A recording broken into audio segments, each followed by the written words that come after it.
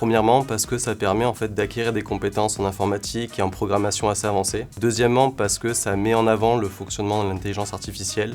C'est vachement important dans le MS et ça l'est aussi dans la vie professionnelle. Troisièmement, parce qu'on a fait une petite ouverture sur les méthodes statistiques qui permettent ensuite de mieux comprendre tous les algorithmes derrière. Et dernièrement, grâce au cas fil rouge, on a une mise en situation professionnelle qui nous permet de mieux cerner les enjeux derrière et c'est vachement intéressant pour nous étudiants. Au sein du MS Big Data, l'ambiance est vraiment bonne. On a donc une classe qui est assez hétérogène. On a des anciens cadres qui viennent en reconversion. On a aussi plein d'étudiants qui veulent apprendre donc plus sur la programmation, sur l'informatique, sur les méthodes statistiques. Et ça a créé une émulation super sympa parce que j'ai travaillé avec quelqu'un par exemple qui avait 20 ans d'expérience professionnelle et il avait des méthodes de travail qui étaient complètement différentes et qui m'ont bien aidé à avancer dans le master.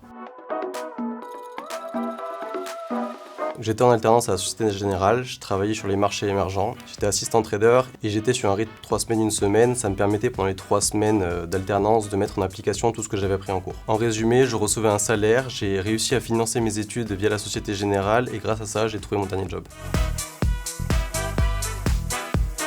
Grâce à mon alternance, j'ai pu obtenir un job. Aujourd'hui, je bosse à la Société Générale en tant que repo trader. Donc, je travaille sur les marchés européens, notamment donc, l'Italie, l'Espagne et le Portugal. Et du coup, je peux mettre en application tout ce que j'ai appris pendant le MS Big Data de GEM.